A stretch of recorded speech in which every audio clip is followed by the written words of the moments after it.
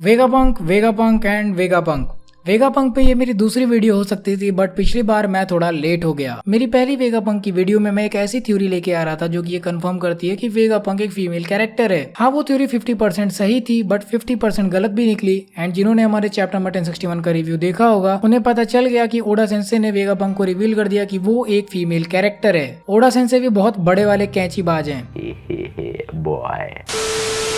जो फैंस का काटने में कभी पीछे नहीं रहते। तो यहाँ पर मेरी जो पहली वाली फैन थ्योरी थी जो कि मैंने नहीं डाला वो 50% सही हो सकती थी, लेकिन आज के वीडियो में हम बात करने वाले हैं कि आखिर वो 50% गलत कहाँ हो रही थी। तो उस चीज के लिए आज मैं एक और थ्योरी वीडियो लेके आया हूँ जो कि ये प्रूव कर देगी कि वेगापंक एक फीमेल कैरेक्टर नहीं है। तो आओ यार बिना देरी के शुरू करते हैं एंड देखते हैं आज का माल कैसा है। अनमोल भाई इंट्रो लगा दो। Let's begin.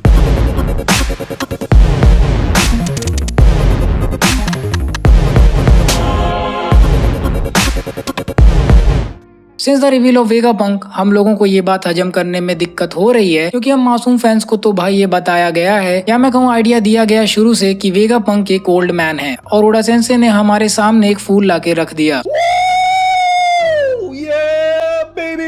That's what I've been waiting for. That's what it's all about. ये लो चूतियों, वेगापंक चाहिए ना, लो वेगापंक। एंड फैंस भी लाइक ये क्या दिमाग का भोसड़ा कर रहे हो। एकदम इन्होंने वक्त बदल दिया, जज्बात बदल दिए, जिंदगी बदल दी। वैसे जो भी है अच्छी चीज है ये। So true. लेकिन हमको तो गर्म करके ठंडा छोड़ दिया ना 15 दिन। लेकिन कोई नहीं, तुम्हारा भाई जिंदा है अभी, सब पे फैन थ्योरीज आएंगी। मैं उन लोगों में से नहीं हूँ जो कुछ भी लाके तुम्हारे सामने पटक दूं। ना ना ना ना ना, ताजा और सही माल मिलेगा हर बार। किसी ने सोची ना होगी।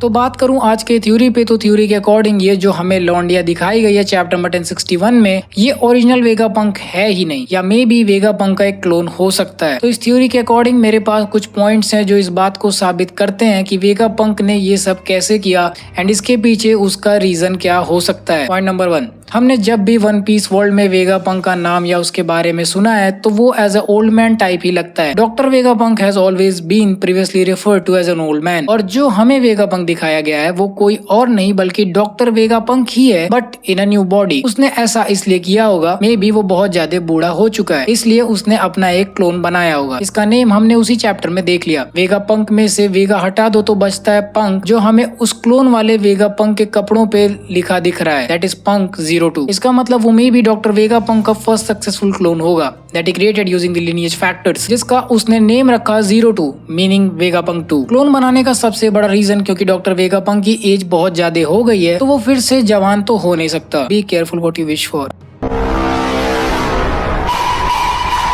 भाई बुढ़ा इंसान है, क्या ही चाहेगा, फिर से एक जवान शरीर ही चाहेगा, बस इसीलिए उसने वो क्लोन बना दिया। वाई क्वेश्चन का तो आपको आंसर मिल गया कि उसने क्लोन क्यों बनाया। अब बात करते हैं हाउ, आखिर उसने ये क्लोन कैसे बनाया। तो हमें ये पता चला था जब वेगापंक मैट्स का मेंबर था तो उसने other member of MADS such as जज के साथ मिलकर एक ऐसी साइंटिफिक चीज खोजी जिसे उन्होंने नाम दिया था the lineage factor. And with this doctor Vegapunk and जज ने डीएनए का यूज करके क्लोनिंग सीखी। इस मेथड का यूज करके तुम इंसानों को क्रिएट कर सकते हो। अब तुम जिसका भी डीएनए लोगे उसका क्लोन बना सकते हो। इस मेथड का यूज करके डॉक्टर वेगापंक ने अपना खुद का एक क्लोन बनाया होगा, और मे भी इसी तरह से डॉक्टर वेगापंक ने पैसिफिस्टास एंड सेराफिम को भी बनाया होगा। Through this concept clones can be created to any design. इसी टेक्नोलॉजी का यूज करके डॉक्टर वेगापंक ने खुद का क्लोन बनाया होगा by using his own lineage factor and memories के लिए मे बी उसने सेम वही साइबरनेटिक्स टेक का यूज किया होगा जो उसने कुमा के ऊपर टेस्ट किए थे। मे बी इसका यूज करके बोनी कुमा के कॉन्शियसनेस एंड मेमोरीज को वापस ले आए। This is science of reserving human consciousness, जो कि डेथ के बाद भी हम डिजिटल कॉपीज में स्टोर कर सकते हैं। बेसिकली अगर आपकी डेथ हो जाती है तो ये एक ऐसा टेक्निक है जिसकी हेल्प से हमारी चेतना या हमारे मन को स्टोर किया जा सकता है उसके डिजिटल कॉपीज को बना के।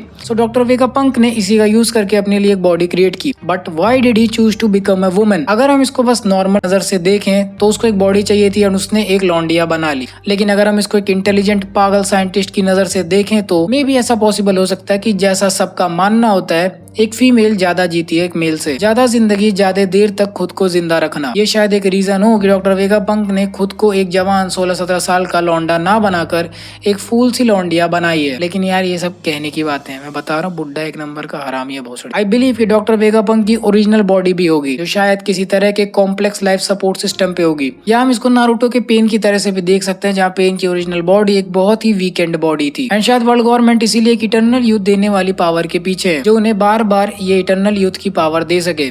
One of them is Bonney's power and other that I can think of is Yomi Yomi no Mi, यानी कि ब्रुक का डेविल फ्रूट, जो कि एक रिवाइव फ्रूट है जिसके खाने के बाद कोई इंसान सेकंड टाइम लाइफ को एंजॉय कर सकता है। मुझे कमेंट सेक्शन में बताओ कि आपको ब्रुक के डेविल फ्रूट पे एक डीएफडी चाहिए। सो मे भी हमें ब्रुक को वेगापंक की ओल्ड बॉडी मिलते दिखाया जा सकता है जिसपे वो बैठ के बकचोदिया करेगा, बस वो डॉक्टर वेगापंक के फीमेल क्लोन से एक बार पैंटीज तो देखने की गुजारिश करेगा ही। यूरी को सिंपल शब्दों में बताऊं तो ये जो चैप्टर नंबर 1061 में हमने डॉक्टर वेगापंक दिखाई गई है वो वेगापंक ही है, लेकिन एक न्यू बॉडी में पंक 02। असल में डॉक्टर वेगापंक एक ओल्ड मैन है जो अपनी जिंदगी के आखिरी दिन गिन रहा है अपनी कब्र में पड़ी बॉडी को लेके। So now let's move on to theory number 2, that is Sorbet Kingdom incident. हमें सॉर्बेट किंगडम के बारे में रेवरी में पता चला जो कि था चैप्टर नंबर 908। हमें मालूम पड़ा कि Bonney is actually the queen daughter of the Sorbet kingdom. This means कि उसके पास वो सारी पावर्स और अथॉरिटी आ चुकी है जो कि उसके हस्बैंड के पास थी। हमें वहीं पता चला था कि कुमा भी एक टाइम पे सॉर्बेट किंगडम का किंग हुआ करता था। सो इसका ये मतलब भी हो सकता है कि कुमा बोनी का फादर है, क्योंकि कुमा की एज हमें 47 बताई गई थी। सो ये बात इसी का पूरा सेंस बनाती है। हमें मालूम है कि दोनों के बीच कोई पर्सनल कनेक्शन है, इसमें सिर्फ सॉर्बेट किंगडम की बात नहीं है, क्योंकि जब बोनी ने कुमा की हालत देखी तो उसने कहा इट्स एब्सोल्युटली अनफॉरगिवेबल। हमें बस इतना ही पता है कि सॉर्बेट किंगडम के बारे में कि वो साउथ ब्लू में कहीं एग्जिस्ट करता है, जिससे ये आइडिया हो जाता है कि वो नेबर है बैटरिलिया आइलैंड का। अगर आपको नहीं पता तो बैटरिलिया वही आइलैंड है जहाँ पर एस पैदा हुआ था। जो दो चीजें हमें आइडिया दे रही हैं कि सॉर्बेट किंगडम में कुछ तो हुआ है, वो कुमा एंड बोनी से कनेक्टेड है। जब बोनी को ब्लैक बियर्ड ने पकड़ा एंड अकाइनू के लिए छोड़ दिया तब हमें पता चला कि वो वर्ल्ड गवर्नमेंट का चूतिया काट के भागी थी। एंड अगर बात की जाए कुमा की तो वो खुद की मर्जी से सरेंडर हुआ था ताकि वो वर्ल्ड गवर्नमेंट के एक्सपेरिमेंट बन पाए। So what could have happened to the Sorbet Kingdom? और मुझे तो सिर्फ एक ही रीजन समझ में आ रहा है, वो है बोनी की पावर टू कंट्रोल एज। ऐसा लग रहा है वर्ल्ड गवर्नमेंट ऐसी पावर चाहती है जो उन्हें इटर्नल यूथ दे सके। कुछ सालों पहले उन्होंने ओपे ओपेनोमी को भी अपने अंडर लाने की सोची। उन्होंने तो उस पे 5 बिलियन बेरीज की बाउंटी तक लगा दी थी, जो बहुत ज्यादा है यार। बेंचो लोग व्हाइट बियर्ड के लेवल की फ्रूट को पकड़ने के लिए इस समय भाग रहे हैं। और कुछ साल बाद तो वर्ल्ड गवर्नमेंट की गांड इतनी बड़ी होने लगी कि उन्होंने फिशमैन पे रखे टमाटर ट्रेजर बॉक्स को भी हथियाने की सोची, जो कहा जाता है पिल्स हैं उसमें जो लोगों की एज को इफेक्ट करने की पावर देता है। तो ये बात पूरी तरह सेंस बनाती है कि गवर्नमेंट ने सॉर्बेट किंगडम को टारगेट किया होगा to obtain the power which was possessed by princess Bonney, और उसके रास्ते में हमारा शांत स्वभाव वाला कुमा आ रहा होगा। तो इसलिए उन्होंने सॉर्बेट किंगडम पे अटैक करवा दिया, और मुझे ऐसा लगता है वो अटैक करने के लिए और कोई नहीं, अकाइनू ने पहला हाथ खड़ा किया होगा। अकाइनू उस समय वाइस एडमिरल के जितना तो स्किल होगा ही जितना वो ओहारा वाले टाइम पे था। बोनी के साथ अकाइनू की पक्का पुरानी हिस्ट्री है, इसलिए रेवरी वाला सीन में भी थोड़ा अलग ही बातचीत थी दोनों के बीच। अकाइनू ने उस टाइम सॉर्बेट किंगडम पे अटैक किया होगा बस्टर कॉल की हेल्प से, और बोनी को कैप्चर कर लिया होगा उसकी पावर लेने के लिए। और ये पहली बार नहीं है कि वर्ल्ड गवर्नमेंट ऐसे चूती और गिरी हुई हरकत करे। ये सेम चीज हमने साउथ ब्लू में बैटरिला में भी देखी थी रॉजर के लौंडे को ढूंढने के लिए। और मुझे पूरा यकीन है इन सारे इवेंट्स को जनरल पब्लिक से छुपा के रखा गया होगा और सारा इल्जाम कुमा पे लगा दिया होगा। That is how he became the tyrant. सालों ने ये कह दिया होगा कि कुमा रेवोल्यूशनरी आर्मी का मेंबर था, इसलिए उसने ऐसा किया होगा। ये गिरी हुई हरकत ना दिखाने के लिए ही तो ये सब किया। ये सारी बातें हमें कुमा और बोनी पहले की हिस्ट्री को बताते हुए दिख रहे हैं। But what if after Bonney's capture Kuma sought the help of Dragon? मेरा मतलब व्हाट इफ अगर बोनी के कैप्चर होने के बाद कुमा ने सोचा कि हम क्यों ना रेवोल्यूशनरी आर्मी एक ड्रैगन की हेल्प लें ताकि वो वापस से बोनी को छुड़ा पाए। पर्सनली मुझे ऐसा लगता है कि बोनी के पकड़े जाने के बाद कुमा ने खुद को सरेंडर किया होगा,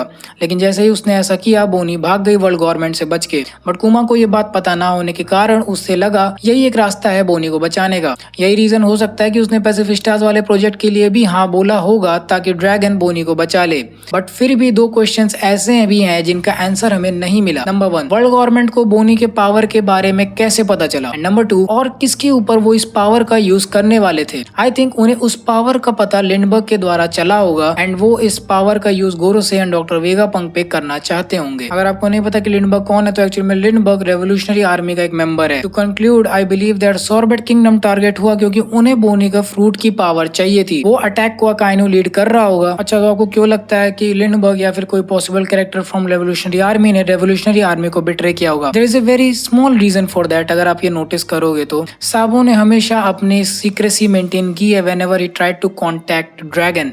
आज तक किसी को भी नहीं पता चला साबो ने कब ड्रैगन के पास कॉल किया। अचानक से इस बार साबो ने बिना कुछ सोचे समझे ऐसे ही कॉल कर दिया। He is not fool enough to reveal कि ड्रैगन इस समय कंबाका किंगडम में। And there are some more details जो कि मैं किसी और वीडियो में कवर करना चाहूंगा। So to conclude, I believe that Sorbet kingdom target हुआ क्योंकि उन्हें बोनी का फ्रूट की पावर चाहिए थी। वो अटैक को अकाइनू लीड कर रहा होगा, लेकिन उसका पूरा ब्लेम कुमा पे डाल दिया गया। एंड लिंडबर्ग एक ट्वीटर था, मे बी रेवोल्यूशनरी आर्मी की सारी इन्फॉर्मेशन वर्ल्ड गवर्नमेंट को देता होगा। इस सारे प्रोसेस में बेचारा कुमा फंस गया, जो कि बस बोनी को बचाना चाहता था। तभी उसने ड्रैगन से हेल्प मांगी होगी ताकि वो बोनी को बचा सके, एंड इसीलिए उसने खुद को सैक्रिफाइस कर दिया। सो गाइस, ये थी मेरी video on 2 theories of One Piece. I hope आपको मेरी ये वाली वीडियो पसंद आई होगी। अगर आप सभी को ये वाली वीडियो अच्छी लगी तो प्लीज वीडियो को लाइक करिए, नहीं पसंद आई तो भी लाइक कर देना। आप मुझे इंस्टाग्राम एंड डिस्कॉर्ड पे फॉलो कर सकते हो, जहाँ पे मैं हमेशा ऑनलाइन रहता हूँ, आपको रिप्लाईज देता रहता हूँ। आप मुझे कमेंट सेक्शन में बता सकते हो कि आपको ये वाली फैन थ्योरीज कैसी लगी। ऐसे और भी गजब के वन पीस कंटेंट को एंजॉय करने के लिए हमारे चैनल को सब्सक्राइब करना ना भूलें, और हाँ, बेल आइकन जरूर प्रेस कर दीजिएगा ताकि आपको ऐसे गजब के वन पीस वीडियो का नोटिफिकेशन मिलता रहे।